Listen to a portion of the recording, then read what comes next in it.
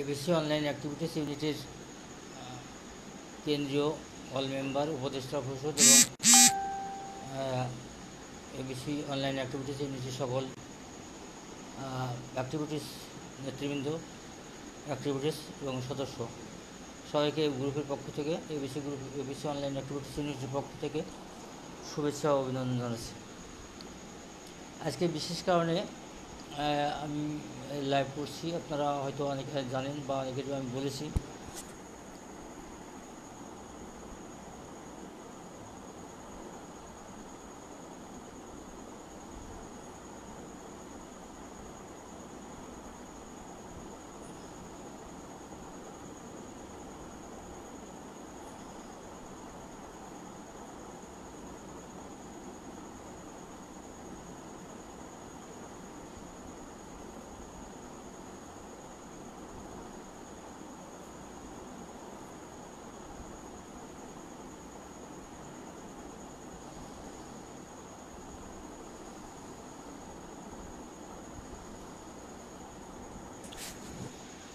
বলেছি যে আজকে বিশেষ কারণে আমি লাইভ করছি এবং লাইভটা আমার করার কথা ছিল সন্ধ্যা 7টায়, কিন্তু বিভিন্ন কারণেই আমি নিউজ পোর্টালের কিছু কাজ নিয়ে ব্যস্ত থাকার কারণে আমি লাইভ করতে পারিনি। সেই কারণে আমি প্রথমে আপনাদের কাছে আন্তরিকভাবে দুঃখ প্রকাশ করছি। আপনারা জানেন যে সম্প্রতি চট্টগ্রামের টেকনাফে ওসি বরখাস্তকৃত ওসি প্রদীপ দাস এবং লিয়াকত গং কর্তৃক নৃশংস হত্যাকাণ্ডের শিকার হয়েছেন অবসরপ্রাপ্ত মেজর সেনাবাহিনীর সিনা মোহাম্মদ রাশেদ খান। এই ঘটনায় দেশ জুড়ে যখন তোলপাড়, তখন প্রথম দিকে আমরা বিভিন্ন প্রশাসন নতুন কর্মকর্তার মুখে আমরা জানতে পেরেছি, শুনেছি, তারা প্রেস ব্রিফিং করেছেন। এটি একটি বিচ্ছিন্ন ঘটনা, এইভাবে উড়িয়ে দেওয়ার আমার মনে হয়েছে যে এই বিষয়টাকে এইভাবে উড়িয়ে দেওয়ার চেষ্টা করা হয়েছে। কিন্তু পরবর্তীতে যখন জনরোষ সৃষ্টি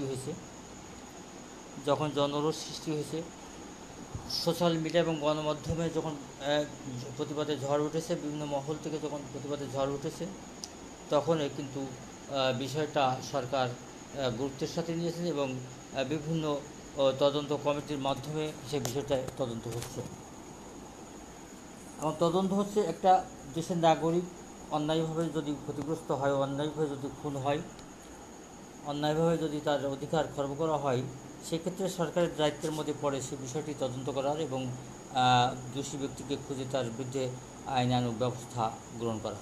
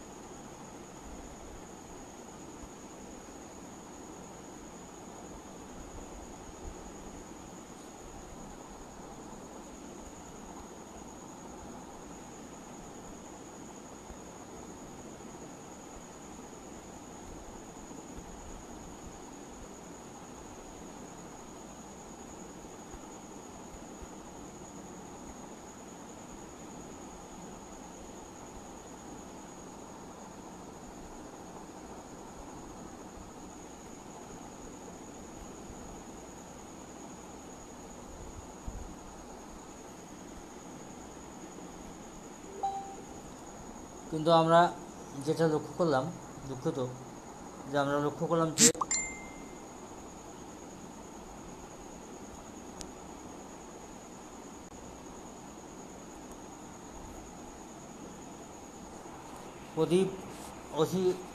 প্রদীপ দাস এবং লিয়াকত গং সহ যখন এই ঘটনার সাথে সেনা হত্যা ঘটনার সাথে যখন যারা জড়িত তাদের বরখাস্ত করা হলো, তাদের গ্রেপ্তার করা হলো এবং তাদের বিভিন্ন দফায় রিমান্ডে নেওয়া হয়েছে। রিমান্ডে তারা কী স্বীকারোক্তি দিয়েছে, তারা দোষ স্বীকার করেছে কি করেনি, কীভাবে করেছে সেটা তদন্ত, যেহেতু বিষয়টি তদন্তাধীন, এই বিষয়ে আমাদের বা আমার কোনো কিছু মন্তব্য করা ঠিক না। তবে এই ঘটনাকে কেন্দ্র করে বিভিন্ন প্রশ্ন কিন্তু জনমনে দেখা দিয়েছে, যে প্রশ্নগুলোর উত্তর আসলে আমি একজন দেশের নাগরিক হিসেবে আমার জানার অধিকার রয়েছে এবং আমি মনে করি যে এই অধিকারগুলো সবারই জানা, সবারই আছে এবং সবাই জানতে চাইতে পারে, এটা তার নাগরিক অধিকার এবং সরকার প্রশাসন সেটা জানাতে বাধ্য এবং উচিত। সরকারের নৈতিক দায়িত্বই হচ্ছে যে দেশে যা ঘটনা অঘটন যাই ঘটুক না কেন সে বিষয়গুলো তদন্ত পর বিষয়টা জনসম্মুখে প্রকাশ করা। কিন্তু দুর্ভাগ্যজনক হলেও সত্য যে আমাদের দেশে সেই সংস্কৃতি গড়ে ওঠেনি। আমাদের দেশে কুরাসার আসলে নতুন কোনো বিষয় না। বিগত বিএনপি জামাত জোট সরকারের সময় ক্লিন হার্ট নামে একটি অপারেশন শুরু হয়েছিল। সেই অপারেশনে দেশের অসংখ্য বিভিন্ন রাজনৈতিক দলের নেতাকর্মী থেকে শুরু করে বিভিন্ন পর্যায়ের মানুষ নানাভাবে হত্যাকাণ্ডের শিকার হয়েছে। এরপর আমরা বর্তমান আওয়ামী লীগ সরকারের অধীনে আমরা দেখছি বঙ্গবন্ধু কন্যা শেখ হাসিনা এই টানা 3 দফায় দেশের রাষ্ট্র পরিচালনা করছেন। প্রধানমন্ত্রী তিনি হচ্ছেন বঙ্গবন্ধুর কন্যা এবং জাতির জনক বঙ্গবন্ধু শেখ মুজিবুর রহমানের সুযোগ্য কন্যা। আমরা তার কাছে বিএনপি জামাতের কাছে আমরা যে প্রত্যাশা করতে পারি না, আমরা বঙ্গবন্ধু কন্যার কাছে কিন্তু আমরা সেই প্রত্যাশা করি। আমরা সেই প্রত্যাশা করি যে দেশে আইনের শাসন প্রতিষ্ঠিত হবে এবং দ্রুততার সাথে দীর্ঘসূত্রিতার থেকে বেরিয়ে এসে দ্রুততার সাথে যে কোনো ঘটনার বিচার মানুষ পাবে। কিন্তু আমাদের দেশে সেই আইনের যে শাসন, সেই শাসন কিন্তু আমার দৃষ্টিতে অনেক সুদূর পরাহত। খুন, গুম, হত্যা, ধর্ষণ সহ নানা রকম অপরাধ কর্মকাণ্ড একের পর এক সংগঠিত হয় এবং তারা গ্রেপ্তার হয়, তাদের গ্রেপ্তার করা হয়। কিছুদিন পর তারা আইনি ফাঁকফোকর দিয়ে বের হয়ে তারা মামলার বাদীর উপরে নানা রকম হুমকি ধামকি জুলুমবাজি শুরু করে। একটা পর্যায়ে সে বাদী কখনো মামলা পরিচালনা করেন, মামলা প্রত্যাহার করেন বা মামলা পরিচালনা থেকে বিরত রাখেন, যে কারণে অপরাধীরা পার পেয়ে যায়। এই ঘটনার পরিপ্রেক্ষিতেই মানুষ কিন্তু দেশে যে কথিত বন্দুকযুদ্ধ, ক্রসফায়ার বা দুপক্ষের গোলাগুলি যে কল্পকাহিনী আমরা শুনি, জানতে পারি প্রশাসনের মুখ থেকে। প্রশাসন যখন কোথাও কোনো কারোর মৃত্যু হত্যাকাণ্ড সংঘটিত হয় সেখানে প্রশাসন হচ্ছে কল্পকাহিনীর মতো, সেই সিনেমার মতো গল্প করে যে দুপক্ষ মাদক কারবারির মধ্যে গোলাগুলি হয়েছে, আমরা খবর পেয়ে ঘটনাস্থলে যে অস্ত্র পেলাম, গুলি পাইলাম, মাদক পাইলাম, নানা রকম কথা বলে এবং এটা আমরা সাংবাদিকরা বা অ্যাক্টিভিটিসরা আমরা তাদের সেই কথা মতোই সেই কথাগুলো আমরা তুলে ধরি পাখির সেই তুতা পাখির মতো। এখানে সাংবাদিকদের নিজস্ব যে তথ্য অনুসন্ধান থাকে বা সাংবাদিকদের নিজস্ব তথ্যের যে তদন্তের যে তথ্য থাকে সেই তথ্যগুলো কিন্তু এই হত্যাকাণ্ডের নিউজে সাধারণত উঠে আসে না। আইন প্রয়োগকারী সংস্থা যেটা বলে যে দুপক্ষের গোলাগুলি বা আমরা অস্ত্র উদ্ধার করতে যাচ্ছিলাম বা মাদক উদ্ধার করতে যাচ্ছিলাম, যার পথেই আসামির বা নিহাতের সহযোগীরা গোলাগুলি করে এবং সেখানে সে গুলিতে নিহত হয়। বিষয়টা সম্পূর্ণ হাস্যকর। এটা প্রশাসনও যে বুঝে না এটা আমি বিশ্বাস করি না। আমি মনে করি যে প্রশাসন যথেষ্ট দক্ষ, বিচক্ষণ কর্মকর্তা কর্মচারী সদস্য রয়েছেন, তারা বোঝেন যে এই বিষয়টা হাস্যকর এবং এটা কোনোভাবেই গ্রহণযোগ্য হতে পারে না। তারপরেও কিন্তু আমাদের দেশের মানুষ এক ধরনের নীরব ভূমিকা পালন করে যাচ্ছে। এই ক্রসফায়ার বা কথিত বন্দুকযুদ্ধ বা দুপক্ষের গোলাগুলি ঘটনায় যে হতাহতের ঘটনা ঘটে আসছে একের পর এক, এটাকে দেশের মানুষ কিন্তু খুব জোরালো প্রতিবাদ কখনো করে গড়ে তুলেছে বলে আমার জানা নেই। কারণটা হচ্ছে যে মানুষরা তিক্ত বিরক্ত যখন ন্যায় বিচার পায় না, আইনি শাসন যেখানে নেই, সেখানে মানুষ এই যে বিচারবহিত হত্যাকাণ্ডকে মনে প্রাণে সমর্থন না করলেও তারা মানুষের শান্তি শৃঙ্খলা জানমালের নিরাপত্তার কথা বিবেচনা করেই নীরব ভূমিকা পালন করে যাচ্ছেন এতটা বছর ধরে। সম্প্রতি যখন 31শে জুলাই টেকনাফে যখন সেনাবাহিনীর অবসরপ্রাপ্ত মেজর সিনা মোহাম্মদ রাশেদ খানকে গুলি করে হত্যা করল ওসি, টেকনাফ থানার ওসি প্রদীপ দাস এবং একটি ফাঁড়ির ইনচার্জ লিয়াকত আলী। আমরা যতদূর এ পর্যন্ত জানতে পেরেছি যে লিয়াকত মেজর সিনহাকে হত্যা করার জন্য আগের থেকেই পুলিশের একটা প্রস্তুতি ছিল। সেই প্রস্তুতির অংশ হিসেবে লিয়াকত একটা চেকপোস্টে অবস্থান নেয় এবং মেজর সিনহা যখন সেখানে পৌঁছান তখন তাকে ঠাস ঠাস করে 4টে গুলি করা হয়। কিছু সময়ের মধ্যেই সেখানে উপস্থিত হয় ওসি প্রদীপ দাস যে সেই অবসরপ্রাপ্ত মেজর, তখনও তিনি মারা যাননি, তার গায়ে লাথি মারা এবং আরও তার কোমর থেকে পিস্তল বের করে আরও 2টো গুলি করে তাকে হত্যার মৃত্যু নিশ্চিত করে প্রদীপ দাস। এই বিষয়টা আসলে আমি না বললেও হতো, কারণ এই বিষয়টা দেশের আবাল বৃদ্ধ বনিতা আম জনতা সব জেনে গেছে যে আসলে ঘটনাটা কী ঘটেছে। প্রথম দিকে আমাদের সেনাপ্রধান এবং পুলিশের আইজিপি মহোদয় তারা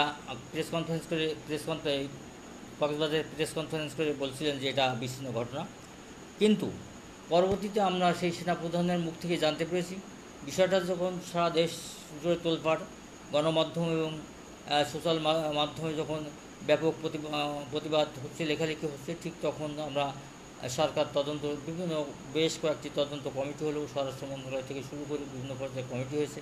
সেই কমিটি র্যাব দায়িত্ব পেয়েছে, যাদের বিরুদ্ধে অভিযোগ ওসি প্রদীপ দাস এবং লিয়াকত সহ জড়িতদের গ্রেপ্তার এবং তাদের দফায় দফায় রিমান্ডে নিয়ে জিজ্ঞাসাবাদ করা হয়েছে।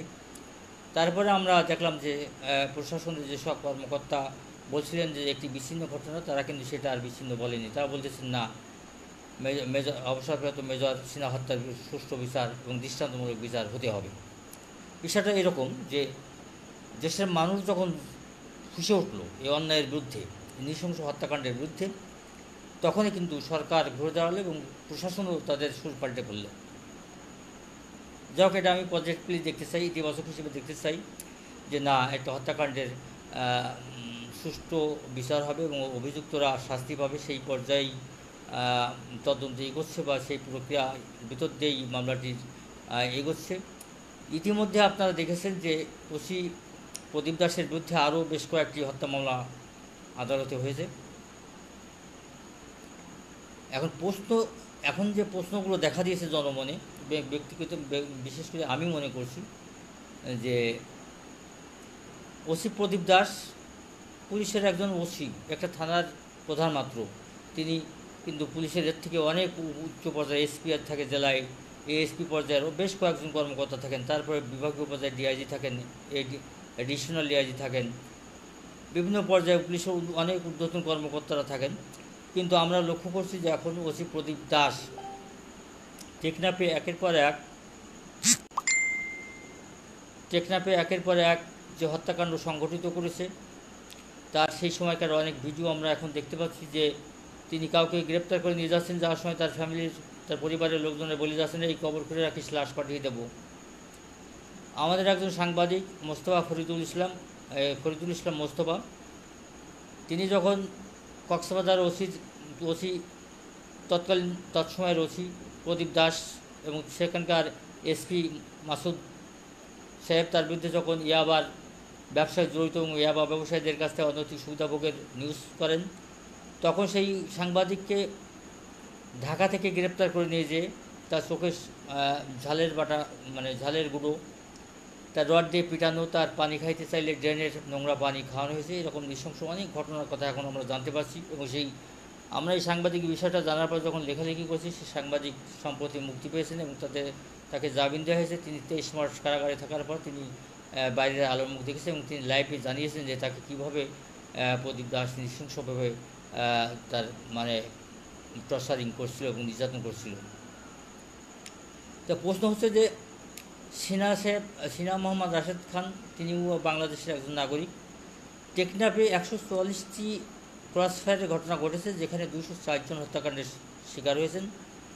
তাদের অনেকেই এখন যেসব মামলা হচ্ছে বা বিভিন্ন গণমাধ্যম সোশ্যাল মাধ্যমে উঠে আসছে যে ওসি মুক্তিপণ নিয়েছে, প্রবাসীর কাছ থেকে মুক্তিপণ নিয়েছে 5 লাখ 10 লাখ থেকে শুরু করে 50 লাখ টাকা পর্যন্ত।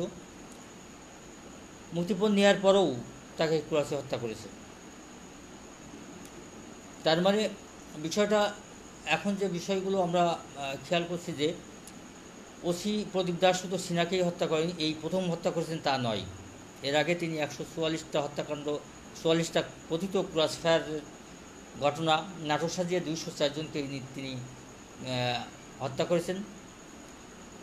এবং এই হত্যার সময় আমরা আজকে প্রশ্ন কেন আসছে, এত প্রশ্ন কেন বা লাইভ করার কেন প্রয়োজনীয়তা বোধ করছি, আমি মনে করি দেশের মানুষের বিষয়গুলো জানা দরকার। এই কারণে যে আজকে যখন সিনহা হত্যাকাণ্ডের শিকার হলো, তখন আমরা 1-2 দিনের ভিতর দেখলাম ওসি প্রদীপ দাস, লিয়াকত, এসপি মাসুদ সহ বেশ এবং পুলিশের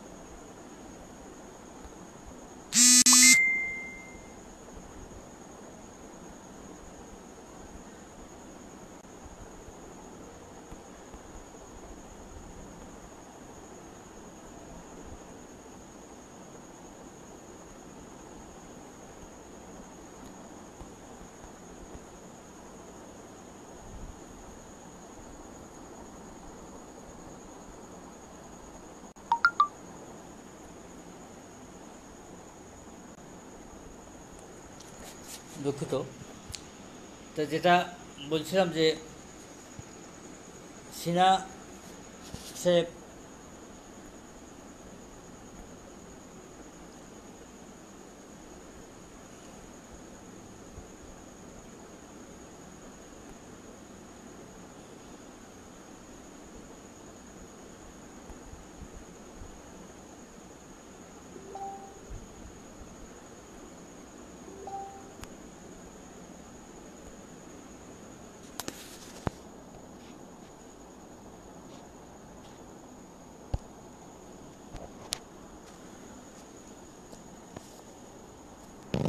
যেটা আমরা লক্ষ্য করলাম যে আর্মির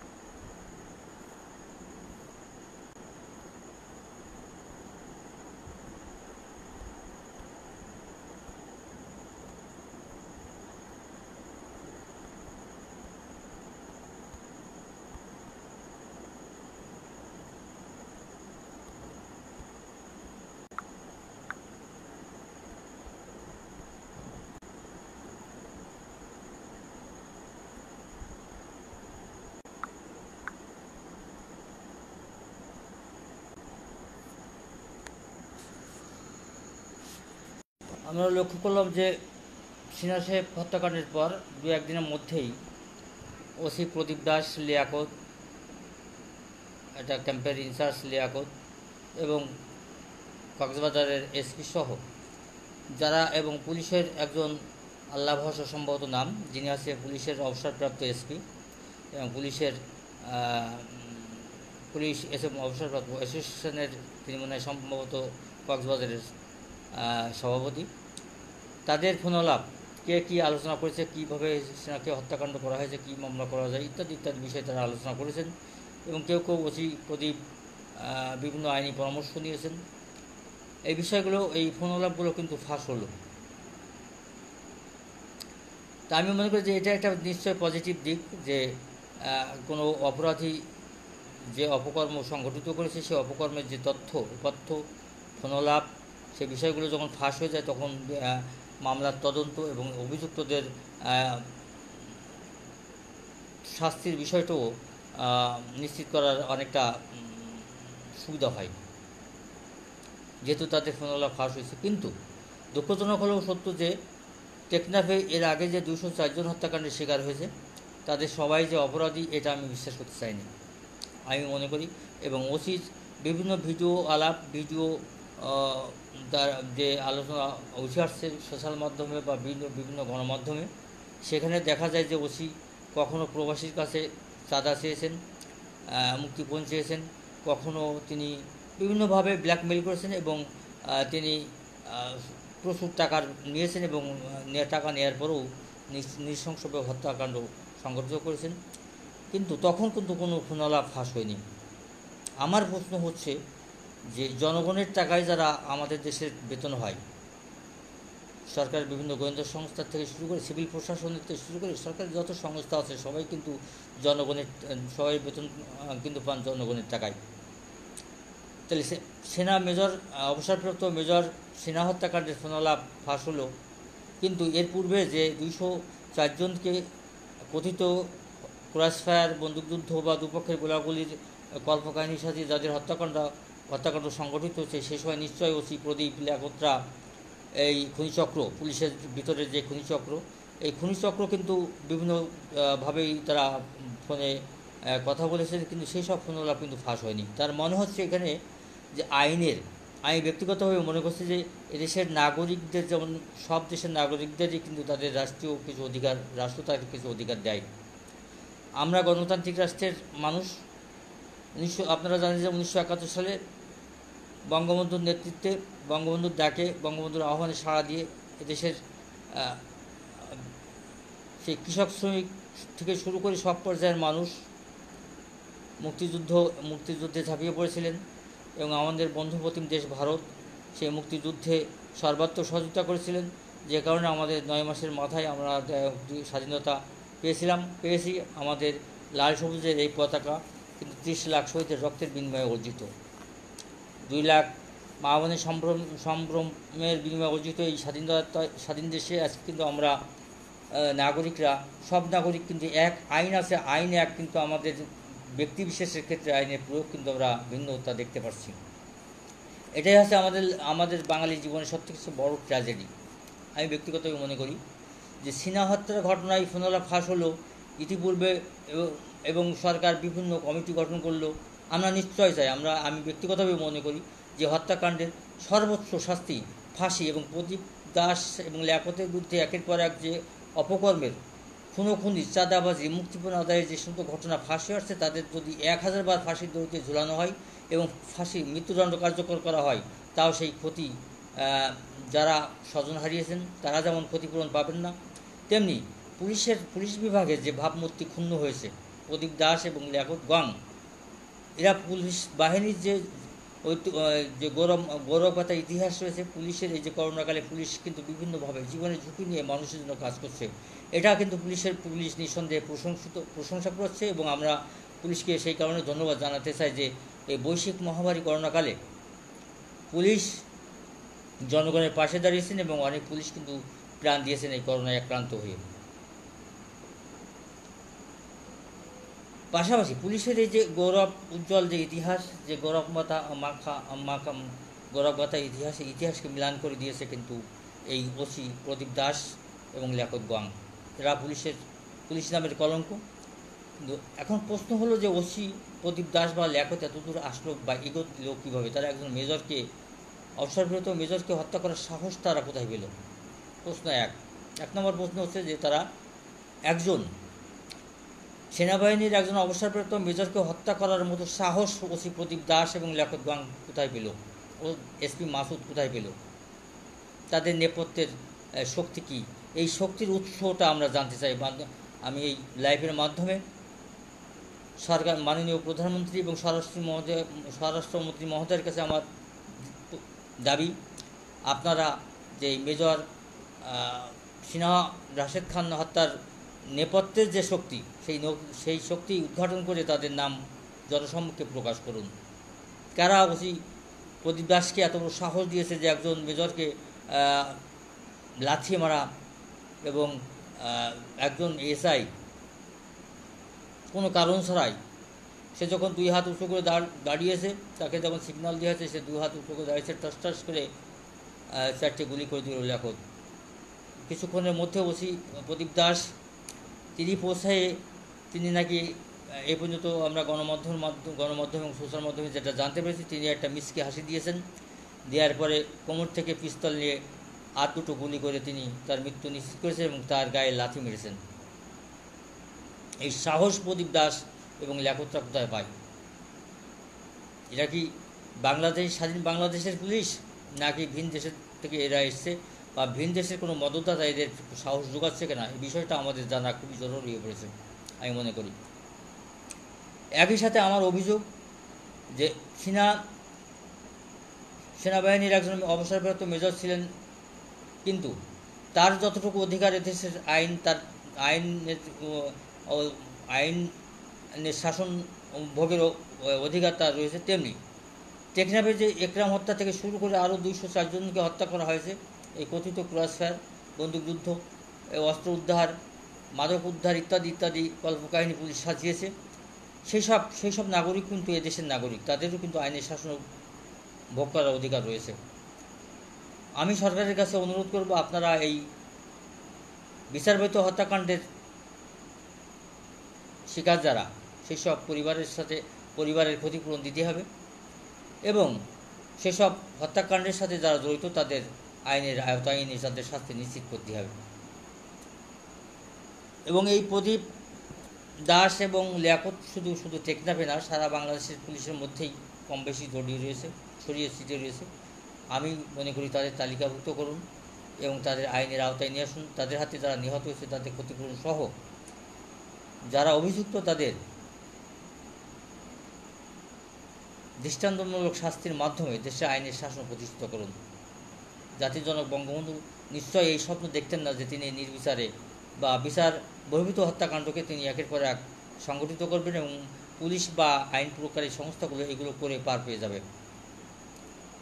আজকে তো আমি শুধু অবাক হয়েছে যে সিনহা হত্যার ঘটনায় যখন দেশ জুড়ে এবং দেশের বাইরেও যখন প্রতিবাদের ঝড় উঠল, তখন সরকার বিভিন্ন তদন্ত কমিটি করে তাদের সাসপেন্ড করে, তাদের বরখাস্ত করে, তাদের গ্রেপ্তার করে, তাদের বিভিন্নভাবে রিমান্ডে নিয়ে জিজ্ঞাসাবাদ করা হচ্ছে। কিন্তু এর আগে যারা খুন হলো, এই ওসি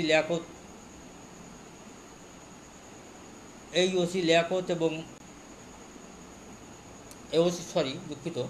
ওসি প্রদীপ দাস এবং দারোগা লিয়াকত সহ পুলিশের একটি অসাধু খুনি চক্র, যাদের কাজ ছিল টেকনাফের প্রবাসীদের টার্গেট করা, তাদের কাছ থেকে লক্ষ টাকা নেওয়া, বাড়ি গাড়ি লিখে নেওয়া এবং তারপরেও তাদের হত্যা, মানে ক্রস ফায়ারের মিনিংসটা কী, ক্রসটা কী? দুই পক্ষের ভিতরে যদি গোলাগুলি হয়, সেই গোলাগুলিতেই যদি কেউ কারোর গায়ে গুলি লেগে সে নিহত হন, সেটাকে ক্রস বলা হয়, ক্রস ফায়ার। কিন্তু আমাদের দেশে পুলিশ বা আইন প্রয়োগকারী সংস্থাগুলো দেখি যে ক্রস নিজেরা গুলি করে হত্যা করছে এবং সেটাকে ক্রস বলে চালিয়ে দিচ্ছেন এবং সেটা গণমাধ্যমে লেখা হচ্ছে তাদের সেই কল্পকাহিনী, এই যে সিনেমার মতো সব কিছু। মানে আমরা যে একটা স্বাধীন দেশের মানুষ, সব মানুষের, সব নাগরিকের যে আইনের শাসন পাওয়ার অধিকার ভোগের সুযোগ রয়েছে, সেই সুযোগ থেকে দেশের মানুষ বঞ্চিত হচ্ছে। এখন অনেকেই বলছেন যে এ কাজ বিএনপি করেছে, বিএনপি জামাতও করেছে, তারা ক্লিন হার্টের নামে আওয়ামী লীগ সহ বিভিন্ন দলের বিভিন্ন পেশার বিভিন্ন শ্রেণী পেশার মানুষকে নির্বিচারে হত্যা করেছে। আর আমার বক্তব্য হচ্ছে যে বিএনপি বা জামাত বিএনপি সরকার জোট সরকার করেছে বলেই এই বর্তমান সরকারকে করতে হবে, এটা কিন্তু ঠিক না। বর্তমান সরকার বঙ্গবন্ধুর আদর্শের একটি রাজনৈতিক দলের সরকার। বঙ্গবন্ধুর দল আওয়ামী লীগের সরকার এবং বঙ্গবন্ধুর কন্যা বর্তমান টানা তিনবারের প্রধানমন্ত্রী। তিনি টানা তিনবার দেশ শাসন করছেন। তার কাছে দেশের জনগণের প্রত্যাশা অনেক বেশি। আওয়ামী লীগ হচ্ছে তৃণমূলের রাজনৈতিক একটি ঐতিহ্যবাহী রাজনৈতিক সংগঠন। এই সংগঠনের কাছে মানুষের চা পাওয়া অনেক বেশি। বিএনপি জামাত হচ্ছে যুদ্ধ অপরাধী দল। তারা বহুবার আদালত তাদের সন্ত্রাসী সংগঠন হিসেবে অবজারভেশনে বলেছেন যে তারা সন্ত্রাসী সংগঠন। এবং বিএনপির জন্ম হয়েছে কোথায় কীভাবে তা আপনারা অনেকেই না, দেশের মানুষ জানে যে তার জন্মটাই হচ্ছে ক্যান্টনমেন্টে। এবং তিনি একটি বিশেষ অবস্থার পরিবেশ সৃষ্টি করে বঙ্গবন্ধু হত্যার নেপথ্যে তার যেমন জড়িত থাকার অভিযোগ রয়েছে, এবং তিনি সেই একটা পরিবেশ সৃষ্টি করে তিনি রাষ্ট্র ক্ষমতা তিনি অধিকার করে দীর্ঘদিন দেশ শাসন করেছেন। এবং তিনিও কিন্তু এক সেনা অভ্যুত্থানে নিহত হয়েছেন। তো এখন এই সামরিক জান্তা এবং গণতান্ত্রিক রাজনৈতিক দলের সরকারের কাছে কিন্তু মানুষের প্রত্যাশা কম একরকম হয় না। বঙ্গবন্ধুর কন্যার কাছে কিন্তু মানুষের যে প্রত্যাশা, যে দাবি, যে আকাঙ্ক্ষা, এই দাবি কিন্তু বা এই প্রত্যাশা কিন্তু ওই খালেদা জিয়া, বিএনপি চেয়ারপারসন খালেদা জিয়া বা প্রয়াত এরশাদ সাহেব সহ যারা অরাজনৈতিক সংগঠন থেকে যারা রাতারাতি সংগঠন তৈরি করে বিশেষ বন্দুকের মুখে যারা রাষ্ট্র ক্ষমতা দখল করেছিল, তারা কিন্তু তাদের কাছে কিন্তু একইভাবে ন্যায় বিচার প্রত্যাশা করা যায় না। সেই কারণে আমি বলবো যে এবিসি অনলাইন অ্যাক্টিভিটিস ইউনিটি আমরা বরাবরই এই কথিত বন্দুকযুদ্ধ, কথিত ক্রসফায়ার, কথিত দুই পক্ষের গোলাগুলি ঘটনার তীব্র নিন্দা জানিয়ে আসছে এবং আমরা প্রতিবাদ করি সব ঘটনার। আমরা মনে করি, আমরা বারবার যেটা বলার চেষ্টা করি, এবিসি অনলাইন অ্যাক্টিভিটিস ইউনিটির পক্ষ থেকে আমরা বলার চেষ্টা করি যে বিচারবহিত হত্যাকাণ্ড সংগঠিত না করে দ্রুত বিচার আইনি, সেটা হতে পারে 45 দিন বা 60 দিন বা তারও কম সময়ের মধ্যে অপরাধীকে আইনের আওতায় এনে তার শাস্তি নিশ্চিত করা। পৃথিবীর অনেক দেশেই আছে খুব সংক্ষিপ্ত সময়ে বিচার কার্য সম্পন্ন হয়, কিন্তু আমাদের দেশে একটি মামলা যদি হয়, সেই মামলা পরিচালনা করে 10 বছর, 15 বছর, 20 বছর পর রায় হয়। তার আগেই দেখা যায় যে আসামিরা বা খুনিরা বা অপরাধীরা জামিনে ছাড়া পেয়ে যায় এবং তারা যে মামলার প্রত্যাহারের জন্য যেমন বাদীর উপর চাপ সৃষ্টি করে, হুমকি ধামকি, মামলা এবং অনেক খুন করে ফেলার ঘটনাও ঘটে, যে আসামি বাইরে যে বাদীকে খুনও করে ফেলেছে, এরকম ঘটনা কিন্তু আমরা দেখতে পাই। তা আমার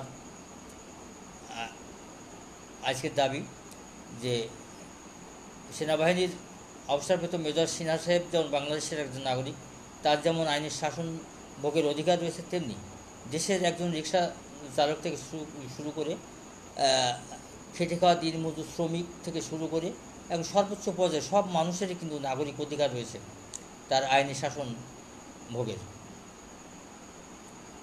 আজকে যখন সিনহা সাহেব হত্যাকাণ্ডের শিকার হলেন, তার বিচার যেমন তার পরিবার এখন প্রত্যাশা করছে যে আমরা ন্যায় বিচার পাব।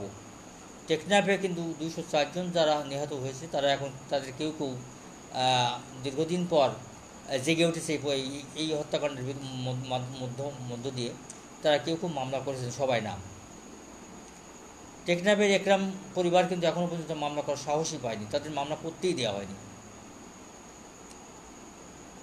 দেশে এই শুধু টেকনাফ টু তেঁতুলিয়া, বাংলাদেশের সবখানে সব জেলায় এই ক্ষমতাসীন দলে রয়েছে দল উপদল, লবিং গ্রুপিং রয়েছে। এক পক্ষ আর এক পক্ষকে ঘায়েল করার জন্য, সাহায্য করার জন্য নানা পথে তারা অপরাজনীতি করে। এই স্থানীয় প্রশাসন, এই ওসি প্রদীপ, লেখকদের মতো অসাধু চক্র যারা আছে, তাদের ভাড়া করে এবং তাদের দিয়ে দলের প্রতিপক্ষকে হত্যা করে সেটারে ক্রসফায়ার, বন্দুকযুদ্ধ, দুই পক্ষের গোলাগুলির ঘটনা বলে চালিয়ে দেওয়ার চেষ্টা ইতিপূর্বে হয়েছে। এবং বহু প্রাণ আমাদের যশোরে 300-র উপরে, গত এই আওয়ামী সরকারের 300-র উপরে ছেলে কথিত ক্রসফায়ারে নিহত হয়েছে, যাদের মধ্যে জামাত বিএনপির মানে সম্ভবত 10 জনও হবে না, এবং বাকিগুলো সব দলীয় প্রতিপক্ষের ছেলেরা। এখানে আরেকটা বিষয় আসে যে একজন, আমি বিশ্বাস করি যে রাজনৈতিক আশ্রয় প্রশ্রয় ছাড়া কোনোভাবেই কোনো অপরাধীর মানে বেড়ে ওঠার সুযোগ বাংলাদেশে নেই। আজকে যারা এই ইয়াং বয়সের উঠতি বয়সের ছেলেদের ব্যবহার করে, যাদের বলা হয় বিভিন্নভাবে আমরা বলি, কেউ বলে গডফাদার, কেউ বলে কথিত বড় ভাই, এই কথিত বড় ভাইদের হাতেই বেড়ে ওঠা যে ছেলেরা পথভ্রষ্ট হয়ে সন্ত্রাসী বা মাদক কারবারের সাথে জড়িয়ে পড়ছে, তাদের কোনো এক সময় সে হয়তো দল ত্যাগ না, গ্রুপ ত্যাগ করছে, তখনই সে দেখা গেল যে হত্যাকাণ্ডের শিকার হচ্ছে। আইন প্রয়োগকারী সংস্থায় হোক আর দলীয় সন্ত্রাসীদের দ্বারাই হোক, তাকে এই পৃথিবী থেকে সরিয়ে দেওয়া হচ্ছে। কিন্তু দুঃখজনক হলো সত্য যে সরকার এই গডফাদারদের চিহ্নিত করার চেষ্টা কখনো করেছে কিনা বা কখনো কাউকে গ্রেপ্তার করেছে কিনা আমার জানা নেই। ওই যে গড়ে তুলল, যে নেপথ্যে থেকে মাদক কারবারের সাথে জড়িত বা এই ছেলেদের ব্যবহার করে থাকে, মানে মূলোৎপাটন না করে মূল গাছ, বট গাছ রেখে ডালপালা সেটি দিয়ে সন্ত্রাস নির্মূল বা মাদক নির্মূলের এই যে হাস্যকর কৌশল সরকারের পলিসি, আমার মাথায় আসলে আসে না যে কীভাবে এটা সম্ভব। আমি বিভিন্ন সময় প্রশাসনের বিভিন্ন পর্যায়ের সদস্য কর্মকর্তাদের সাথে আমি কথা বলেছি, তাদের বলেছি যে একজন নেতা তিনি 1000 ক্যাডার গড়ে তুলছেন মাদক কারবার পরিচালনার জন্যই হোক, বা তার স্থানীয় আধিপত্য বিস্তারের জন্যই হোক, বা তার নির্বাচনের কাজে ব্যবহার করার জন্যই হোক, যে তিনি গড়ে তুলছেন। কিন্তু সে নেতাই থাকছেন, বহাল থাকছেন, তিনি দিনে দিনে তার পদোন্নতি হচ্ছে, তিনি দলে যেমন পদোন্নতি হচ্ছে, তিনি ভোটাভুটিতেও তিনি নেতা হচ্ছেন, জনপ্রতিনিধি নির্বাচিত হচ্ছেন। কিন্তু প্রাণ যাচ্ছে কার, কোন মা বাবার কোল খালি হচ্ছে, তার কি হচ্ছে? সরকারকে এই বিষয়গুলো বিবেচনা করবে না? এই কথিত ক্রসফায়ার বা কথিত বন্দুকযুদ্ধ এবং এই দুপক্ষের গোলাগুলি যে গল্প কাহিনী নিরাপত্তা দেশের আইন শৃঙ্খলা বাহিনী সৃষ্টি করেছে, আমি মনে করি সরকার আইন প্রয়োগকারী সংস্থাগুলোর মধ্যে যারা এই অপকর্মগুলো করে যাচ্ছে, সরকার না, বিভিন্ন সময় আমি তো এটাও বলতে শুনেছি যে উপরি মহলের নির্দেশ ছিল, মানে আকার ইঙ্গিতে বলা হয় যে স্বরাষ্ট্র মন্ত্রণালয়ের নির্দেশ ছিল, এখানে কিছু করার ছিল না, আমাদের কিছু করার ছিল না। আমি ব্যক্তিগতভাবে বিশ্বাস করি যে স্বরাষ্ট্র মন্ত্রণালয় এই বিচারবহির্ভূত হত্যাকাণ্ডকে সংগঠিত করার নির্দেশ দেয়, এটা আমি বিশ্বাস করতে চাইনি। আমি মনে করি যে স্থানীয় রাজনৈতিক দলের নেতাদের দ্বারা প্রভাবিত হয়ে এবং অনৈতিক সুবিধা নিয়ে পুলিশ ও আইন প্রয়োগকারী সংস্থার কিছু অসাধু চক্র একের পর এক হত্যাকাণ্ড সংগঠিত করে যাচ্ছে, এবং তারা এটাকে বন্দুকযুদ্ধ এবং ক্রসফায়ার বা দলের গোলাগুলি, এবং তারা কখনো ভাঙা পিস্তল, কখনো ইয়াবা, কখনো ফেন্সিডিল ইত্যাদি উদ্ধার দেখায়। হাস্যকর বিষয় আছে যে একজনকে পুলিশ বা আইন প্রয়োগকারী সংস্থা অ্যারেস্ট করে নিয়ে গেল শত শত জনতার সামনে, সকালবেলা শোনা গেল যে তিনি ক্রসে মারা গেছেন। কীভাবে? তাকে নিয়ে অস্ত্র উদ্ধার করতে যাওয়া হচ্ছিল, আর ফলে ওই মাদক উদ্ধার করতে নিয়ে যাওয়া হচ্ছিল, পথে তার সহযোগীরা গোলাগুলি করেছে। এর থেকে লজ্জাকর, এর থেকে হাস্যকর, এর থেকে দুঃখজনক ঘটনা পৃথিবীর আর কোনো দেশে হয় কি না? আমি শুনেছি যে পৃথিবীর বিভিন্ন দেশেই ক্রসের কিছু ঘটনা ঘটে থাকে, কিন্তু সে বাংলাদেশের মতোই গণহারে না, বা প্রতিপক্ষের দ্বারা প্রভাবিত হয় না, বা প্রদীপ দাস লিয়াকতের মতো ঘুষ খেয়ে না। এরকম কোনো রেকর্ড কিন্তু আমরা পৃথিবীর অন্যান্য দেশে আমরা শুনতে পাইনি যে এরকম পুলিশ বা আইন প্রয়োগকারী সংস্থা ক্ষমতাসীন দলের বা কোনো প্রতিপক্ষ রাজনৈতিক দলের কাছ থেকে অনৈতিক সুবিধা নিয়ে, নগদ টাকা বা আর্থিক সুযোগ সুবিধা নিয়ে একজন ছেলেকে বা ক্রসে মানে গুলি করে ক্রস বা বন্দুকযুদ্ধ বলে চালিয়ে দেওয়ার ঘটনা পৃথিবীর আর কোথাও ঘটে বলে আমার জানা নেই। ক্রসের ঘটনা পৃথিবীর বিভিন্ন দেশে বিচ্ছিন্নভাবে কিছু ঘটনা ঘটে থাকে, আমরা শুনেছি, কিন্তু সেটা কিন্তু অনৈতিক সুবিধা নিয়ে, সেটা হচ্ছে রাষ্ট্রীয়ভাবে রাষ্ট্রের যে পলিসি থাকে, রাষ্ট্রের বা দেশের আইন শৃঙ্খলা পরিস্থিতি যখন চরম পর্যায়ে চলে যায়, আইন যখন তাদের লাগাম টেনে ধরতে পারে না বা কোনোভাবে, তখন তো আমি শুনেছি যে বিচ্ছিন্নভাবে বছরে হয়তো 2, 4, 5 জন 10 জনের জীবনে এই ধরনের ঘটনা ঘটে থাকে। কিন্তু আমাদের দেশে প্রতিদিনই সকালবেলায় ঘুম থেকে উঠে যখন টিভি চ্যানেলগুলো অন করা হয় তখন তখন দেখা যায় টেকনাফে 3 জন গোলাগুলিতে নিহত, কক্সবাজারে 6 জন গোলাগুলিতে নিহত, মাদক কারবারি নিহত, ইত্যাদি ইত্যাদি, সারা যশোরে নিহত, খুলনায় নিহত, বরিশালে, মানে দেশের সর্বত্রই এই কথিত বন্দুকযুদ্ধ, ক্রস ফায়ার, গোলাগুলিতে হতাহতের ঘটনা ঘটছে এবং মানুষ কিন্তু নীরবে এগুলো সহ্য করছে। মানুষ কখন প্রতিবাদ করে? যখন মেজর সিনহাকে হত্যা করা হল তখন মানুষ। আমি মনে করি যে জনগণ, সরকার কিন্তু কখনো নিষেধ লিখিতভাবে কিছু বলেনি যে এসব ঘটনার প্রতিবাদ করা যাবে না। এই যে সিনহা হত্যার ঘটনা ঘটেছে, এই হত্যা কি সরকার কখনো বলেছে যে এই ঘটনার প্রতিবাদ করা যাবে না?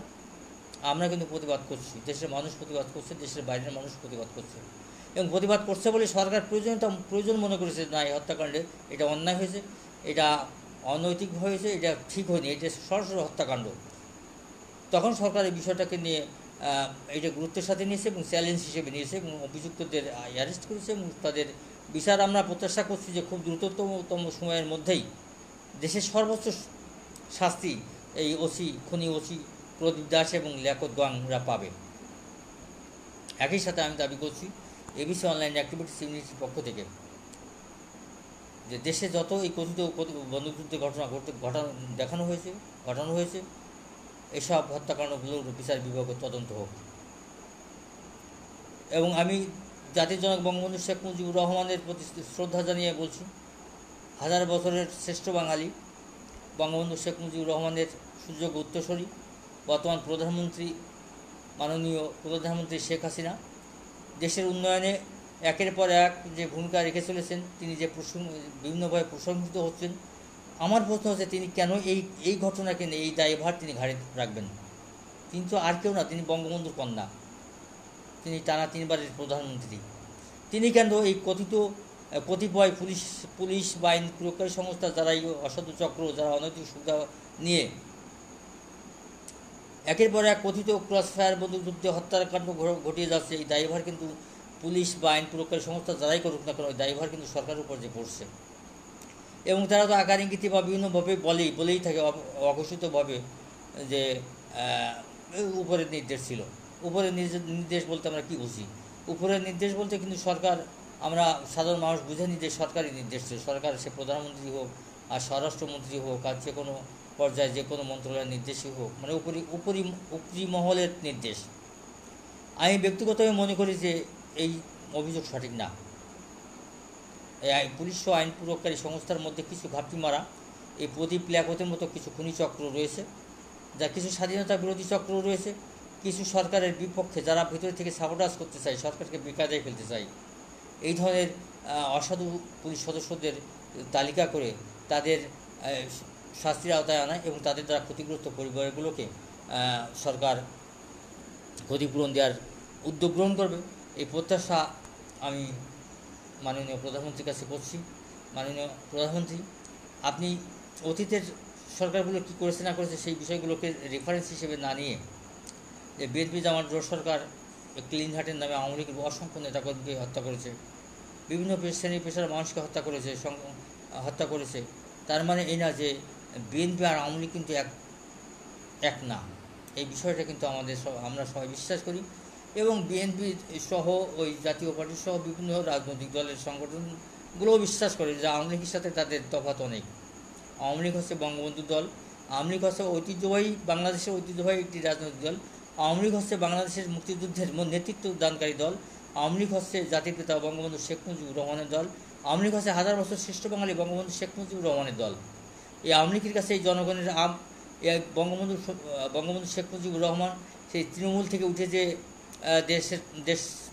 দেশের মহান স্থপতি হয়েছেন, তার নেতৃত্বে দেশ স্বাধীন হয়েছে, তার নেতৃত্বেই দেশ এগিয়ে যাচ্ছিল।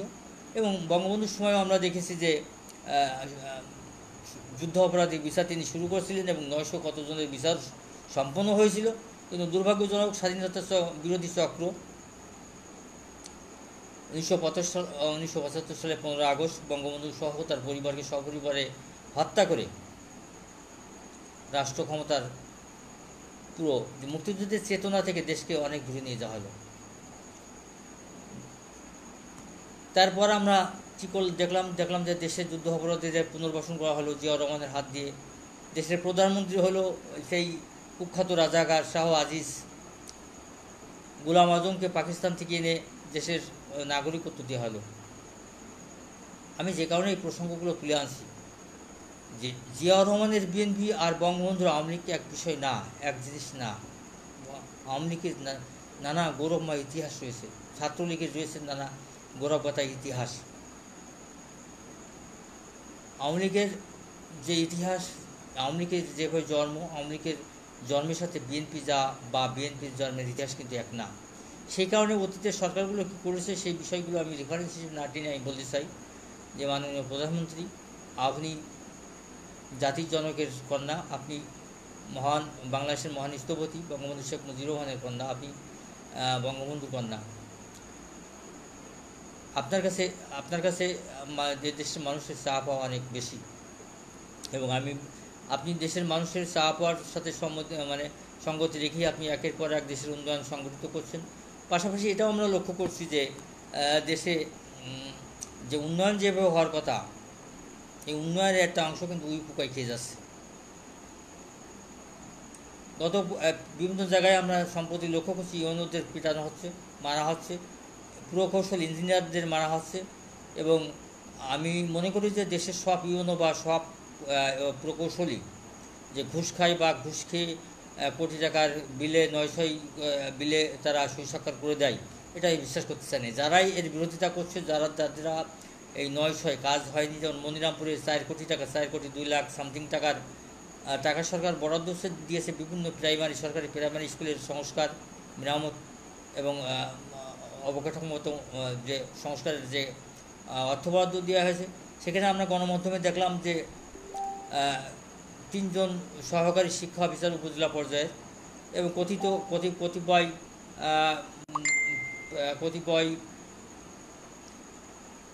কতিপয় প্রধান শিক্ষক দ্বারা গড়ে ওঠা একটি সিন্ডিকেট কমিশন। সিন্ডিকেটের নাম হয়েছে কমিশন বাণিজ্য সিন্ডিকেট। এই সিন্ডিকেট তারা স্কুলের কোনো কাজই হয়নি, সংস্কার হয়নি, মেরামত হয়নি, অথচ ভুয়া বিল বাউচার কিন্তু দেওয়া হয়েছে এই টাকা উত্তোলনের জন্য। এই বিষয়টা আমার শুধু মুখের অভিযোগ নয়, এটা বিভিন্ন গণমাধ্যমে কিন্তু ফলাও করে প্রকাশিত হয়েছে যে 4 কোটি টাকা লুটপাটের সব আয়োজন চূড়ান্ত করা হয়েছে, এখন টাকা উত্তোলন করে ভাগ বাটোয়ারা করে নেওয়ার সময় মাত্র। তো এরকম দুর্নীতিগ্রস্ত, এবং এটা আমি গতকালকে একটা আমার নিজের ব্যক্তিগত ফেসবুক আইডিতে একটা পোস্ট করছিলাম, 900 বিল ছাড় না করানোর কারণেই পেটানো হচ্ছে ওই ইউনো ইঞ্জিনিয়ারদের। আজকে কিন্তু আমরা লক্ষ্য করলাম যে দিনাজপুরের যে ইউনোকে রাতের অন্ধকারে ঘরের ভিতর ঢুকে কুপানো হয়েছে, পিটানো হয়েছে, তার বাবাকে বৃদ্ধ বয়সে পিতাকে পিটানো হয়েছে। আমি তখনই বলেছি, আমি কালকে আমার পোস্টে বলেছি যে এটা হচ্ছে বিল ছাড় না করানোর একটা ঘটনা হতে পারে। এবং আজকে আমরা দেখলাম যে যুবলীগের 2 জন আটক হয়েছে এবং তাদের বহিষ্কার করা হয়েছে। তার মানে হচ্ছে এই যে বর্তমানে দেশে যে উন্নয়ন হচ্ছে, সেই উন্নয়নের কাজের সাথে যারা সম্পৃক্ত তারা সবই ক্ষমতাসীন দলের লোকজন, ঠিকাদার, ক্ষমতাসীন দলের লোকজন। সম্প্রতি দেখলাম যে একটা সাঁকো নির্মাণে 9 কোটি টাকা বরাদ্দ দেওয়া হয়েছে। বালিশ কাণ্ডের মতো ঘটনা ঘটেছে, একটা বালিশ 7,000 টাকা, ওই নিচতলার থেকে উপরতলায় তুলতে 7,000 টাকা খরচে দেশে হয়। যে দেশের মানুষ আমি এখন মনে করি যে আমরা যদি রাত্রিবেলা রেল স্টেশনে যাই, রেল স্টেশন প্ল্যাটফর্মে গিয়ে দেখি, কোর্ট আদালত চত্বরে যে দেখি, আমরা বিভিন্ন জায়গায় যে ছিন্নমূল মানুষের সংখ্যা কিন্তু এখন কম না। তারা কিন্তু অনেকেই না খেয়ে থাকে, দিনে 2 বার বা 1 বার খেয়ে তাদের জীবন বাঁচে। তারা ভিক্ষা করে খায়, তারা মানুষের কাছে চেয়ে খায়, তারা রাতে প্ল্যাটফর্মে পুরো আকাশের নিচে ঘুমায়। এই মানুষের সংখ্যাও কিন্তু কম না। গোপালগঞ্জে আমরা দেখলাম, ফরিদপুর সম্ভবত, ছাত্রলীগের সভাপতি শামীম, সে 2000 কোটি টাকা পাচার করেছে। ছাত্রলীগ কি কোনো চাকরি? মাননীয় প্রধানমন্ত্রী, আপনার কাছে আমি জানতে চাই, দেশের মানুষের এসব জানার এই প্রশ্নগুলো সবাই আসলে করে না, এবং অনেকেই মনে করে যে এই সমস্ত প্রশ্ন করা মানে নিজের বিপদ দিকে আনা। এই জনগণের যে নিরাপত্তা, জনগণের এই নীরবতার সুযোগ কিন্তু নিচ্ছে আপনার দলের কিছু হাইব্রিড নেতা, বিভিন্ন পর্যায়ের নেতাকর্মী, আপনার প্রশাসন, সিভিল প্রশাসন থেকে শুরু করে আইনপ্রকারী সংস্থাগুলোর অসাধু সদস্যরা। এই সুযোগগুলো বন্ধ করতে হবে মাননীয় প্রধানমন্ত্রী। দৃষ্টান্তমূলক শাস্তির ব্যবস্থা যদি নিশ্চিত করা যায়, যদি মামলার দীর্ঘসূত্রিতা না হয়, যদি 40 দিন, 45 দিন বা সর্বোচ্চ 60 দিনের মধ্যে যদি বিচার কার্য সম্পন্ন এবং রায় কার্যকর করা হয়, তাহলে কিন্তু মানুষ রুখে দাঁড়াবে। এই অন্যায়গুলো কিন্তু শুধু সরকারের সাপোর্ট লাগবে, জনগণ কিন্তু ঠিকই এই অন্যায় রুখে দেওয়ার মতো শক্তি আমার তো কিন্তু এই বাঙালি জাতি রয়েছে। বাঙালি জাতি কিন্তু বারবার প্রমাণ করেছে, 52 সালের ভাষা আন্দোলন থেকে শুরু করে সেই 71-এর মুক্তিযুদ্ধ এবং 90-এর গণ-অভ্যুত্থানে বাংলাদেশের মানুষ প্রমাণ করে দিয়েছে যে দেশের মানুষ যদি একবার রুখে দাঁড়ায়, একবার ফুঁসে ওঠে, তাহলে কোনো শক্তি, এরশাদের মতো সামরিক জান্তা, জিয়াউর রহমানের মতো সামরিক জান্তা কিন্তু দেশের রাষ্ট্র ক্ষমতায় বেশি দিন টিকে থাকতে পারেনি। জনগণ কিন্তু তাদের ট্রেনে এসেছে যে রাষ্ট্র ক্ষমতা থেকে সেই থেকে ক্ষমতার মসনাদ থেকে ট্রেনে মাটিতে নামিয়ে নিয়ে এসেছে।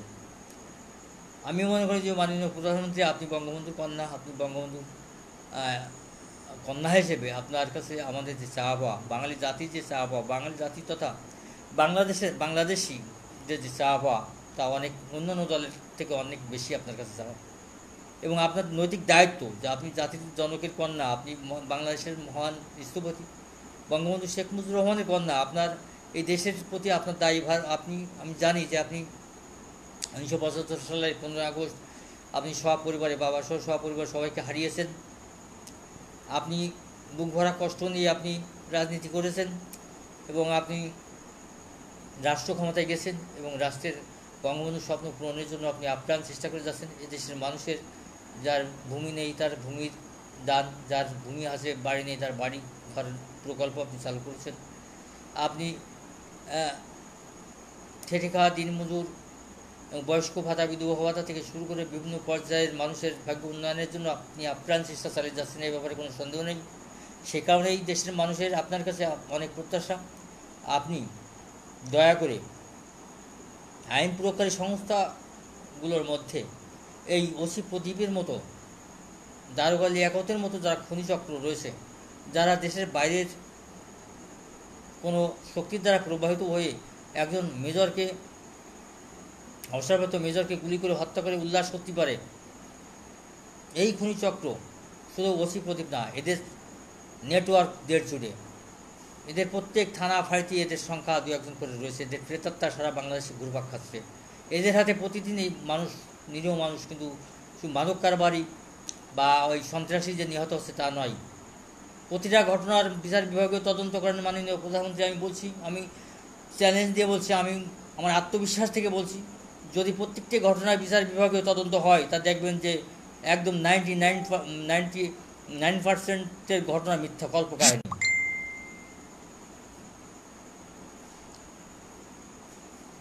এই কল্পকাহিনী ঘটাচ্ছে আপনার আইন প্রয়োগকারী সংস্থার কিন্তু এই প্রদীপ লিয়াকতরা, অথচ দায়ভার কিন্তু আপনাকেই বহন করতে হচ্ছে। আপনি যতই বলেন যে আপনি জানেন না কিছু, বা আপনি দেশের প্রধানমন্ত্রী, আপনার পক্ষে সব কিছু জানা বা বোঝা সম্ভব না, এটা যতই বলেন, দেশের মানুষ কিন্তু সেটা বিশ্বাস করে না। মানুষ বিশ্বাস করে যে স্বরাষ্ট্র মন্ত্রণালয়ের মদত রয়েছে এখানে এবং সরকারের একটা পলিসি রয়েছে যে এই বিচার বহির্ভূত হত্যাকাণ্ড সংগঠিত করে দেশ পরিচালনা করা। কিন্তু আমি বিশ্বাস করতে চাই যে মানুষের এই যে ধারণা রয়েছে, এই ধারণাটাকে আপনি মিথ্যা প্রমাণ করে দেন। যে এই যে কথিত ক্রসফায়ার, এই যে মুক্তিপণ নেওয়া বা চাঁদা নেওয়া এবং নেওয়ার পরেও হত্যা করা, এই ঘটনায় সরকারের যে কোনো হাত নেই। আইন প্রয়োগকারী সংস্থা এই লিয়াকত প্রদীপ প্রেতাত্মারা এই সমস্ত ঘটনা ঘটিয়ে থাকে। এই বিষয়টা আপনার প্রমাণ করার দায়িত্ব কিন্তু আপনাকে নিতে হবে। নইলে এই দেশে যে মা সন্তান হারিয়েছে, যে বাবা তার সন্তান হারিয়েছে, যে স্ত্রী তার স্বামীকে হারিয়েছে, আপনি মাননীয় প্রধানমন্ত্রী, আপনি টেকনাফের কিছু ভিডিও যদি দেখেন, তো যত বড় কঠিন মনের মানুষই আপনি হন না কেন, আপনার চোখ দিয়ে পানি আসতে বাধ্য। যে যখন একজন তার স্বামীকে বা তার সন্তানকে ধরে নিয়ে যাচ্ছে, প্রদীপ নেতৃত্বে প্রদীপ প্রকাশ্যে হুঙ্কার দিয়ে বলছে এই কবর খুঁজে রাখিস, আমরা লাশ পাঠিয়ে দেব। মাননীয় প্রধানমন্ত্রী, এর থেকে একটা স্বাধীন দেশে এই যে বর্বরতা, এই যে হত্যাকাণ্ড, এই নৃশংসতা, এটা বন্ধ করেন। আইনের শাসন প্রতিষ্ঠিত করেন। দেশ যদি আইনের শাসনে পরিচালিত হয়, তা দেশে সন্ত্রাস কেন, সন্ত্রাস নির্মূল হতে, মাদক কারবারি নির্মূল হতে বাধ্য। আপনার যারা এই ছেলেগুলোরে যারা মদত দেয়, যারা এই ছেলেগুলোরে গড়ে তুলে, যারা এই ছেলেগুলোরে মাস্তানি করে, গুন্ডামি করে, টেন্ডারবাজি করায়, যারা এই ছেলেগুলোতে মাদক কারবারি করায়, তারা কিন্তু বহাল তবিয়াতে চায়। তারা রাজনৈতিক দলে, আপনার ক্ষমতা, আপনার দলেই তারা পদোন্নতি পাচ্ছে, আপনার দল থেকেই তারা জনপ্রতিনিধি নির্বাচিত হচ্ছে। টেকনাফের সাবেক এমপি বদি সর্বজন স্বীকৃত। আমি বিশ্বাস করি আওয়ামী লীগের ক্ষমতাসীন দলের 99% মানুষ বিশ্বাস করে বদি একজন আবার গডফাদার। বিভিন্ন সময় বিভিন্ন লেখালেখির মাধ্যমে, বিভিন্ন টকশো আলোচনায় আমরা দেখেছি, কেউ বলে না যে বদি ইয়াবা ব্যবসায়ী না। এবং সর্বশেষ অভিযোগ উঠল যখন বদিকে দিন লেখালেখি হলো যে তিনি নাকি দল চালাইতে, আওয়ামী লীগ চালাইতে বছরে 100 কোটি টাকা দেয় দলকে। মাননীয় প্রধানমন্ত্রী, আমি এই কথা আমি বিশ্বাস করতে চাই না, আমি অবিশ্বাস করতে চাই। এবং আপনি দেশবাসীর কাছে প্রমাণ করে দেন যে এই সমস্ত অভিযোগ, এগুলো শুধুই অভিযোগ, এগুলো সঠিক ছিল না বা সঠিক না। আমরা কি দেখলাম, সেই বদিকে বাদ দিয়ে তার স্ত্রীকে এমপি করা হলো। মাননীয় প্রধানমন্ত্রী, এর থেকে হাস্যকর আর কি হতে পারে যে আমার বিরুদ্ধে অভিযোগ, আমি মাদক কারবারি, আমাকে নমিনেশন না দিয়ে দিলেন আমার স্ত্রীকে, মানে ঘরের মাস্টারকে, শিক্ষক, মানে যে কথিত আছে যে একটা ফ্যামিলি পরিচালিত হয় সেই ফ্যামিলির একজন মা বা স্ত্রী দ্বারা, তাদের কথাই মানে প্রাধান্য পায় সংসারে। তো সেই ক্ষেত্রে আমরা দেখলাম কি হলো, বদিকে এমপি না করে, তার দলীয় নমিনেশন না দিয়ে তার স্ত্রীকে নমিনেশন দেওয়া হলো এবং তার স্ত্রী এমপি হলো। মাননীয় প্রধানমন্ত্রী, মাননীয় স্বরাষ্ট্রমন্ত্রী মহোদয়, আপনাদের কাছে আমার অনুরোধ, আপনারা বঙ্গবন্ধুর, মাননীয় প্রধানমন্ত্রী, আপনি বঙ্গবন্ধুর শুধু মানে কন্যা না, আপনি সুযোগ্য উত্তরসূরি। আপনার যে দেশ অনেক এগিয়েছে, দেশের মানুষ কিন্তু আপনার জন্য দোয়া করে, আপনার দীর্ঘজীবী কামনা করে, আপনার কাছে অনেক কিছু প্রত্যাশা করে। আপনারা এই দায়ভার দয়া করে নেবেন না। আওয়ামী লীগ একটি ঐতিহ্যবাহী রাজনৈতিক দল। এই দলের যে সুনাম যশ খ্যাতি রয়েছে, সেই যশ খ্যাতি অক্ষুণ্ণ রাখতে এবং দলের ভাবমূর্তি পুনরুদ্ধারে দলের ভিতর আমি মনে করি আওয়ামী লীগ, ছাত্রলীগ সহ অঙ্গ সংগঠনের ভিতরে যেমন শুদ্ধিকরণ অভিযান খুবই জরুরি হয়ে পড়েছে, তেমনি জরুরি হয়ে পড়েছে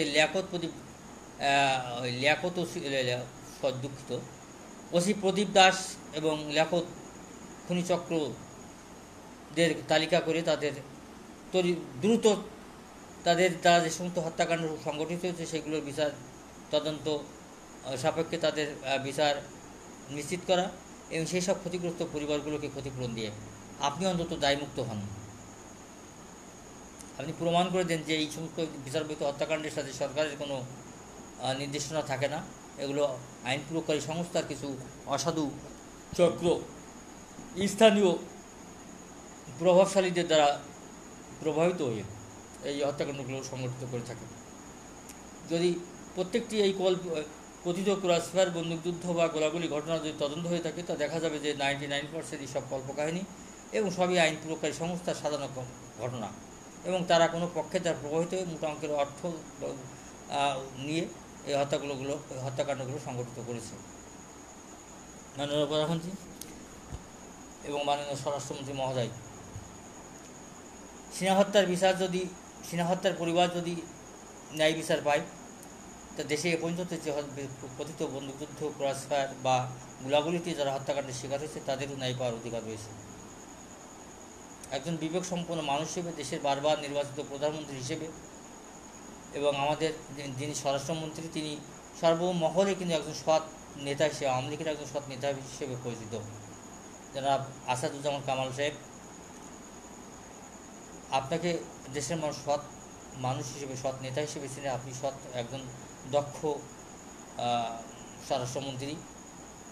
আপনি আপনার এই প্রশাসনের অসাধু সদস্যদের চিহ্নিত করার নির্দেশ দেন এবং বিচার বিভাগ তদন্তের ব্যবস্থা করুন।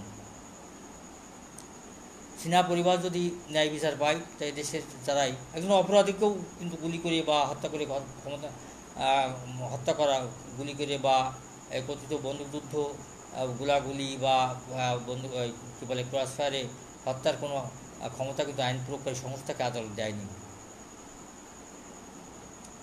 আইন প্রয়োগকারী সংস্থাগুলো যদি অপরাধীকে গ্রেপ্তার করে এবং আদালতে সোপর্দ করে সঠিক চার্জশিট দেয়, তা আমি বিশ্বাস করি যে সেই আসামি বা সেই অপরাধীর শাস্তি থেকে মুক্তি পাওয়ার বা পরিত্রাণ পাওয়ার কোনো সুযোগ থাকে না।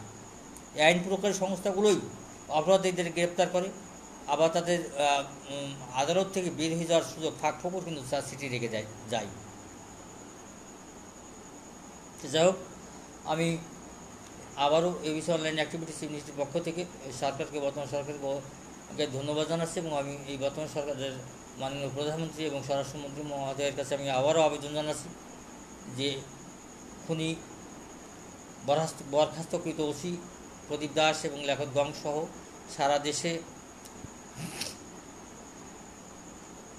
পুলিশ ও আইন প্রয়োগকারী সংস্থার ভিতরে যে ঘাপটি মেরে থাকা স্বাধীনতা বিরোধী চক্র, অসাধু চক্র, ঘুষখোর, দুর্নীতিবাজ, খুনি রয়েছে তাদের তালিকা করুন এবং যারা ভেতরে থেকে সরকারের নাম ভাঙিয়ে বা সরকারের উপরি মহলের নির্দেশ আছে এইসব কথা বলে যারা একের পর এক হত্যাকাণ্ড সংগঠিত করে আছে তাদের তালিকা করে দ্রুত সময়ের মধ্যে তাদের আদালতে সোপর্দ করার মাধ্যমে তাদের দৃষ্টান্তমূলক শাস্তি নিশ্চিত করুন এবং ক্ষতিগ্রস্ত পরিবারগুলোকে আপনি ক্ষতিপূরণ দেওয়ার নির্দেশনা দিন মাননীয় প্রধানমন্ত্রী। আপনার দীর্ঘায়ু কামনা করছি এবং আমি বিশ্বাস করছি যে আপনি বুঝতে পারছেন যে দেশের এই সিনহা পরিবার যেমন আজকে কষ্ট পাচ্ছে, তার সিনহার জন্য যেমন দেশের মানুষ, দেশের বাইরের মানুষ, প্রবাসী সহ বিভিন্ন পর্যায়ের মানুষ যখন প্রতিবারে ঝড় তুলেছে, এই সাধারণ মানুষ, খেটে খাওয়া মানুষ যখন ক্রসফায়ার বা কথিত বন্দুকযুদ্ধে হত্যাকাণ্ডের শিকার হয়, তখন কিন্তু মানুষ আর ভয়ে সব ঘটনার প্রতিবাদ করে না। আর প্রতিবাদ করে না মানেই কিন্তু এরকম না যে সে অপরাধী বা সে মাদক কারবারি ছিল বা সে খুনি বা সন্ত্রাসী ছিল, বিষয়টা কিন্তু এরকম না। তো যাই হোক, এসব ঘটনার যদি বিচার বিভাগ তদন্তের ব্যবস্থা সরকার প্রসারণ করে, তাহলে নিশ্চয়ই আমরা বুঝতে পারবো যে এই কথিত বন্দুকযুদ্ধ বা ক্রস ফায়ার বা দুই পক্ষের গোলাগুলি ঘটনাগুলো কোনটা সঠিক আর কোনটা বেঠিক।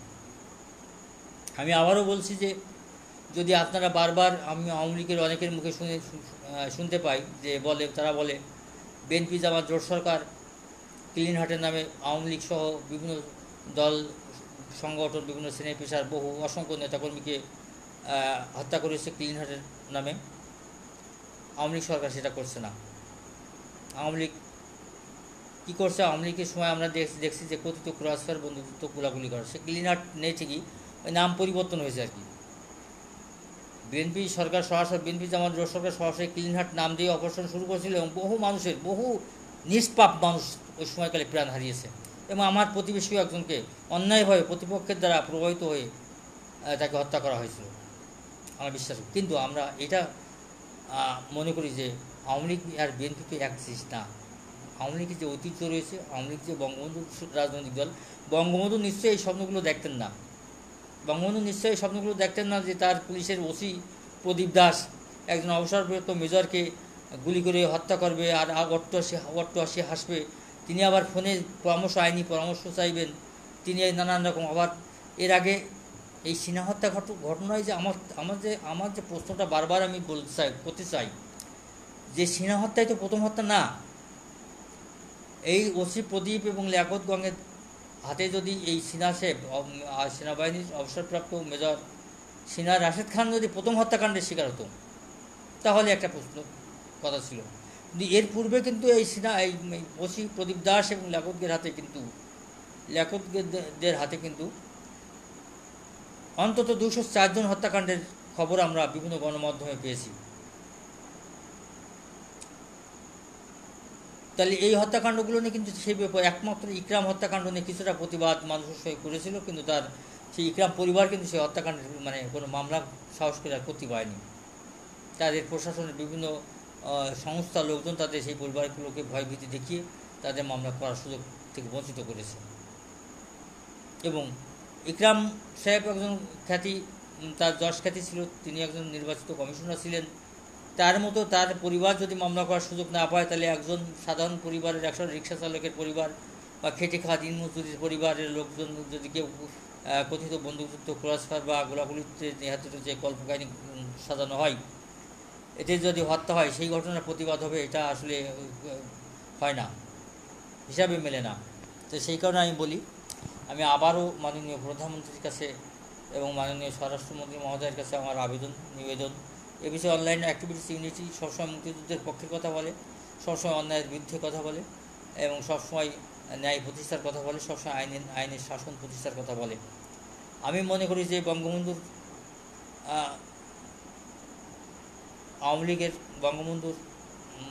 দল আওয়ামী লীগের নেতৃত্বে বর্তমান সরকার, বঙ্গবন্ধুর কন্যা শেখ হাসিনা, তারা 3 বার ক্ষমতায় রয়েছেন। নিশ্চয় তিনি যদি ইচ্ছে করেন, প্রশাসনের ভিতরে যে এই অসাধু চক্র রয়েছে, প্রদীপ এবং লিয়াকত গাং সহ এদের প্রেতাত্মারা রয়েছে, খুনি চক্র, এই প্রশাসনে যে স্বাধীনতা বিরোধী চক্র রয়েছে, জামাত শিবিরের ক্যাডার রয়েছে, তারা বিভিন্ন সময়ে বিভিন্নভাবে সরকারকে বেকায়দা ফেলার জন্য যে সাবোটাজগুলো করে এবং তারা বলে যে উপরের নির্দেশ ছিল, তার মানে সরকারের উপর দায়ী চাপিয়ে দেয়। আমি আপনাদের মাননীয় প্রধানমন্ত্রী আপনার কাছে বলতে চাই, আপনি কেন এই দায় ভারী নেবেন? আপনার প্রশাসন, আজকে পুলিশ এই করোনাকালে, বৈশ্বিক মহামারী করোনাকালে যে ভূমিকা পালন করেছে এবং অনেক অসংখ্য পুলিশ, প্রায় 1,500 মতো পুলিশ, সম্ভবত আমি এই মুহূর্তে সঠিক পরিসংখ্যান বলতে পারছি না, পুলিশ করোনা আক্রান্ত হয়ে মারা গেছেন। আমি ব্যক্তিগতভাবে এবং এবিসি অনলাইন অ্যাক্টিভিটিস ইউনিটির পক্ষ থেকে এই করোনা দুর্যোগে যারা নিহত হয়েছেন, যারা মারা গেছেন, যারা প্রাণ হারিয়েছেন, তাদের আত্মার শান্তি কামনা করছি এবং সেই সব পরিবারের প্রতি আমি সমবেদনা প্রকাশ করছি। একই সাথে পুলিশের যেসব সদস্য করোনায় মারা গেছেন, চিকিৎসা বিভাগের যেসব ডাক্তার, নার্স সহ স্বাস্থ্যকর্মী মারা গেছেন, বিভিন্ন শ্রেণী পেশার মানুষ করোনায় আক্রান্ত হয়ে এবং আমাদের সাংবাদিকরা করোনায় আক্রান্ত হয়ে মারা গেছেন, তাদের আত্মার শান্তি কামনা করছি এবং তাদের শোকাহত পরিবারের সাথে আমরা এবিসি পরিবার সমানভাবে শোকাহত, আমরাও সমবেদনা প্রকাশ করছি। তা আমি সর্বশেষ কয়েকটি পয়েন্ট আমি বলতে চাই যে ওসি বরখাস্তকৃত ওসি প্রদীপ দাস এবং লিয়াকতের পিছিয়ে এমন কি শক্তি ছিল যারা একজন অবসরপ্রাপ্ত মেজরকে গুলি করে হত্যা করে এবং অট্টহাসি হাসে এবং তারা বিভিন্ন ফোনে কথা বলে, বিভিন্ন জায়গায় বিভিন্নভাবে তাদের যে ফোনালাপগুলো ফাঁস হয়েছে, এই নেপথ্য রহস্য, এই নেপথ্য শক্তির উদ্ঘাটন মাননীয় প্রধানমন্ত্রী এবং মাননীয় স্বরাষ্ট্রমন্ত্রী মহোদয় করতে হবে এবং করে সেটা জনসম্মুখে প্রকাশ করতে হবে যে প্রদীপরা এই সাহস পায় কোথায়, ওসি প্রদীপ বা দারোগা লিয়াকতরা এই সাহস পায় কোথায়, নাম্বার 1। নাম্বার 2 হচ্ছে এ যাবৎকালে যারা এই কথিত বন্দুকযুদ্ধ, ক্রসফায়ার এবং বা দুই পক্ষের গোলাগুলির ঘটনা ঘটিয়ে হত্যাকাণ্ড, মানে কল্পকাহিনী সাজিয়ে যে হত্যাকাণ্ডগুলো সংঘটিত করা হয়েছে, সেই সব হত্যাকাণ্ডের বিচার বিভাগের তদন্ত দাবি করছি। একই সাথে এই পরিবারগুলোর ক্ষতিপূরণ দিতে হবে মাননীয় প্রধানমন্ত্রী। সেই সাথে এইসব হত্যাকাণ্ডের সাথে যারা জড়িত, আইন প্রয়োগকারী সংস্থা, পুলিশ সহ আইন প্রয়োগকারী সংস্থার যেসব সদস্য সম্পৃক্ত, তাদের দৃষ্টান্তমূলক শাস্তি দিতে হবে এবং তাদের দ্রুত গ্রেপ্তার, তাদের চাকরিচ্যুত করা, তাদের গ্রেপ্তার করা এবং আদালতে সোপর্দ করার মাধ্যমে তাদের বিচার সুনিশ্চিত করতে হবে, দৃষ্টান্তমূলক বিচার নিশ্চিত করতে হবে। শেষ দাবি হচ্ছে যে এই কথিত বন্দুকযুদ্ধ, ক্রসফায়ার বা গোলাগুলির ঘটনা না ঘটিয়ে অপরাধীদের দ্রুত গ্রেপ্তার এবং দ্রুত সময়ের মধ্যে বিচার কার্য সম্পন্ন করতে হবে।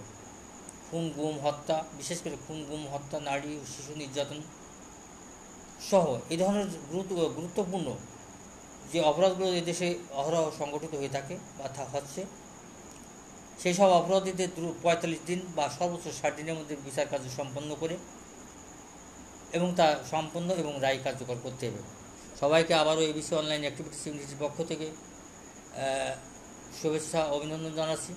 আপনারা যারা কষ্ট করে লাইভ দেখছেন বা শুনছেন, অংশগ্রহণ করছেন, তাদেরকেও আমি অভিনন্দন জানাচ্ছি। সবাইকে শুভরাত্রি।